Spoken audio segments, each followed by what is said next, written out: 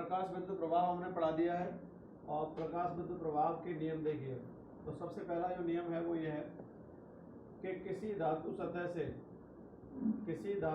से इलेक्ट्रॉन के उत्सर्जन की दर, जब हम किसी धातु पर उच्च आवृत्ति या विशिष्ट आवृत्ति का प्रकाश डालते हैं तो वहाँ से क्या होता है कि इलेक्ट्रॉनों का उत्सर्जन होता है।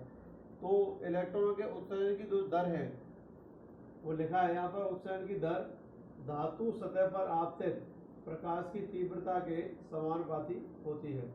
ये इम्पोर्टेंट नियम है, मैंने 5 नियम यहाँ पर लिख रखे हैं। तो पहला जो नियम है वो दोबारा इसको रिपीट कर देते हैं।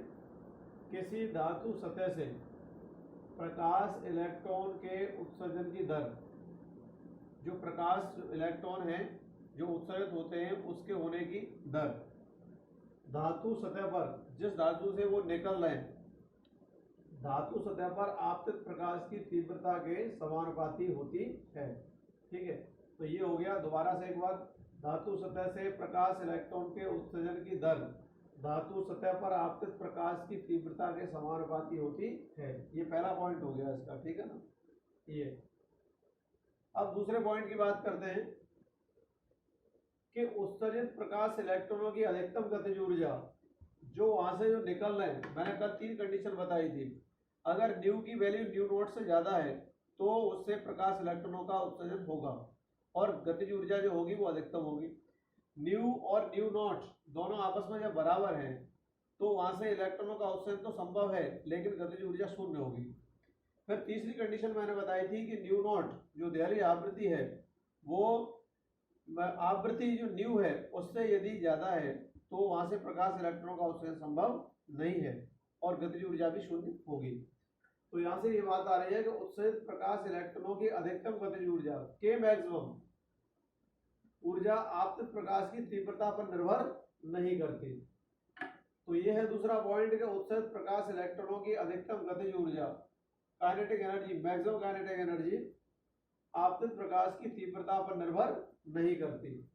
ये दूसरा पॉइंट हो गया। अब हम तीसरे पॉइंट की बात करें यहाँ से कि उत्सर्जित प्रकाश इलेक्ट्रॉनों की अधिकतम गतिज ऊर्जा, जो प्रकाश इलेक्ट्रॉन उत्सर्जित हो रहे हैं उनकी जो अधिकतम गतिज ऊर्जा है, ठीक है, आपतित प्रकाश की आवृत्ति के अनुक्रमानुपाती होती है। आपतित प्रकाश की आवृत्ति की कैसे होती है? अनुक्रमानुपाती होती है। क्यों होती है? क्योंकि यहाँ लिखते हैं कि ई मैक्सिमम बराबर होता है half M B maximum square, ठीक है ना। ये और ई मैक्सिमम समानुपाती न्यू, ये होता है। तो जब ये है तो ये जो है इसके बराबर हो गया कि नहीं हो गया? देखिए, अधिकतम गतिज ऊर्जा किसके समानुपाती हो गई? आवृत्ति के समानुपाती हो जाती है। तो यहां से देखें कि उत्सर्जित प्रकाश इलेक्ट्रॉनों की अधिकतम गतिज ऊर्जा आपतित प्रकाश की आवृत्ति की कैसी होती है? अनुक्रमानुपाती होती है। ये तीसरा पॉइंट हो गया आपका, ठीक है। अब चौथे पॉइंट की बात करेंगे कि प्रकाश के धातु सतह पर गिरने, जब प्रकाश को धातु सतह पर डाला जाता है, धातु सतह पर क्या है? प्रकाश गिरता है तथा सतह से इलेक्ट्रॉनों के बाहर निकलने की यथार्थता की सीमा, जब धातु सतह पर क्या है? प्रकाश डाला जाता है तो उससे क्या उत्सर्जित होते हैं? इलेक्ट्रॉनों का उत्सर्जन होता है। जब मैंने यह लिखा है कि प्रकाश के धातु सतह पर गिरने, जब प्रकाश किस पर गिरता है? धातु सतह पर गिरता है तथा सतह से इलेक्ट्रॉनों के बाहर निकलने की यथार्थता की सीमा, क्योंकि जब धातु सतह पर प्रकाश डाला जाएगा, उच्च आवृत्ति का प्रकाश डाला जाएगा तो उससे क्या निकलेंगे? इलेक्ट्रॉन निकलेंगे। तो इलेक्ट्रॉनों के निकलने की जो यथार्थ सीमा है वो कितनी है? यहाँ पर 10⁻⁹ सेकंड, 10⁻⁹ सेकंड या नैनो सेकंड में कोई समय पश्चता नहीं होती है, चाहे आपतित प्रकाश की तीव्रता कुछ भी हो। कहने का मतलब है, ये जो ये कह रहा है कि जब हम किसी सतह पर उच्च आवृत्ति का प्रकाश डाल देंगे तो वहां से इलेक्ट्रॉनों के उत्सर्जन होने में 10⁻⁹ सेकंड में कोई समय पश्चता नहीं होगी। कहने का मतलब है वहां से इलेक्ट्रॉनों का उत्सर्जन आसानी से हो जाएगा। तो प्रकाश के धातु सतह पर गिरने तथा सतह से इलेक्ट्रॉनों के बाहर निकलने की यथार्थता की सीमा 10⁻⁹ सेकंड में कोई समय पश्चता नहीं होती है, चाहे आपतित प्रकाश की तीव्रता कुछ भी हो। ठीक है। नंबर 5 देखिए, नंबर 5, यदि आपतित प्रकाश की आवृत्ति, जो उस पर प्रकाश डाला जा रहा है उसकी जो आवृत्ति है, यदि आपतित प्रकाश की आवृत्ति एक न्यूनतम मान से कम है, न्यूनतम मान से कम है, तो धातु से कोई प्रकाश इलेक्ट्रॉन उत्सर्जित नहीं होता। ये मैंने आपको कल भी बताया था। यहाँ पर ये 3 कंडीशन बताई थी मैंने। यहाँ से नंबर 1 ये कंडीशन बताई थी कि new greater than new not, तो इलेक्ट्रॉनों का उत्सर्जन हो जाता है इस पर, ठीक है। और नंबर 2 ये बताया था कि nu equals to nu naught, तब भी इलेक्ट्रॉनों का उत्सर्जन हो जाता है, लेकिन गतिज ऊर्जा क्या होती है, शून्य होती है। नंबर 3 यहाँ पर new not greater than new, यहाँ पर क्या है कि न्यू की वैल्यू है न्यू नॉट से यहाँ पर क्या है, ज्यादा है, तो यहाँ से इलेक्ट्रॉनों का उत्सर्जन क्या हो रहा है, नहीं हो रहा है। यहाँ पर ये इलेक्ट्रॉनों का उत्सर्जन यहाँ पर नहीं होगा। केवल इलेक्ट्रॉनों का उत्सर्जन कब हो रहा है कि न्यू नॉट की वैल्यू कम है और न्यू की वैल्यू ज्यादा है, तो इलेक्ट्रॉनों का उत्सर्जन हो रहा है। और न्यू नॉट दोनों जब बराबर है तो इलेक्ट्रॉनों का उत्सर्जन यहाँ पर हो रहा है। यहाँ से देखें new not greater than new है, ठीक है ना, तो न्यू नॉट की वैल्यू न्यू से ज्यादा है, तो इलेक्ट्रॉनों का उत्सर्जन यहाँ पर नहीं हो रहा।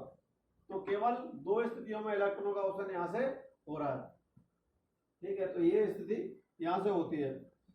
तो यहाँ पर लिखा है यदि आपतित प्रकाश की आवृत्ति एक न्यूनतम मान से कम है तो धातु से कोई भी प्रकाश इलेक्ट्रॉन उत्सर्जित नहीं होता है। यह न्यूनतम आवृत्ति भिन्न धातुओं के लिए भिन्न भिन्न होती है।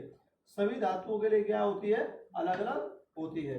तो मैं दोबारा एक बार 5 पॉइंटों को पढ़ के आपको क्लियर और कर देता हूँ कि प्रकाश को जो प्रभाव के जो नियम है, ये इंपोर्टेंट नियम है वैसे तो, ठीक है, कभी पूछ भी लिए गए बोर्ड में। तो यहाँ से नंबर 1 पॉइंट देखिए कि किसी धातु सतह से प्रकाश इलेक्ट्रॉन के उत्सर्जन की दर धातु सतह पर आपतित प्रकाश की तीव्रता के समानुपाती होती है। पहला पॉइंट हो गया।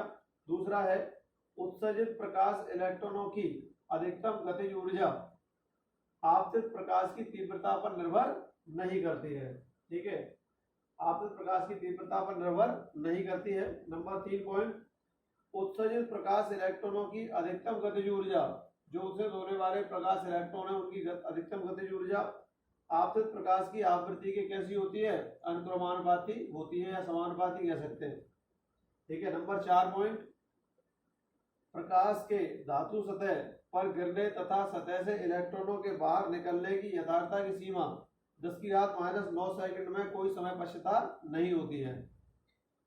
मैं कहने का मतलब है कि यदि हम धातु सतह पर उच्च आवृत्ति का प्रकाश डाल देंगे तो उस धातु सतह से इलेक्ट्रॉनों का उत्सर्जन आसानी से हो जाता है, चाहे आपतित प्रकाश की तीव्रता कुछ भी हो, ठीक है। नंबर 5 पॉइंट, यदि आपतित प्रकाश की आवृत्ति एक न्यूनतम मान से कम है, ठीक है, न्यूनतम मान से कम है, जो मैंने 3 कंडीशन बताई कि new greater than new not, तो यहाँ पर प्रकाश इलेक्ट्रॉनों का उत्सर्जन हो जाएगा और गतिज ऊर्जा क्या होगी, अधिकतम होगी। या न्यू का मान न्यू नॉट के बराबर है तो प्रकाश इलेक्ट्रॉनों का उत्सर्जन आसानी से संभव है और लेकिन गतिज ऊर्जा शून्य होगी।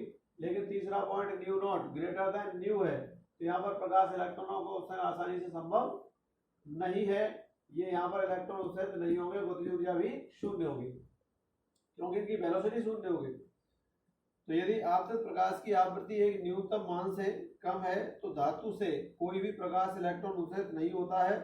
यह न्यूनतम आवृत्ति भिन्न भिन्न धातुओं के लिए भिन्न भिन्न होती है। तो ये 5 पॉइंट हो गए, 5 पॉइंटों का आपको लर्न करना पड़ेगा, ठीक है ना, ये और इम्पोर्टेंट पॉइंट है, इसमें से कोई 2 पॉइंट या 3 पॉइंट पूछ लेता है वो।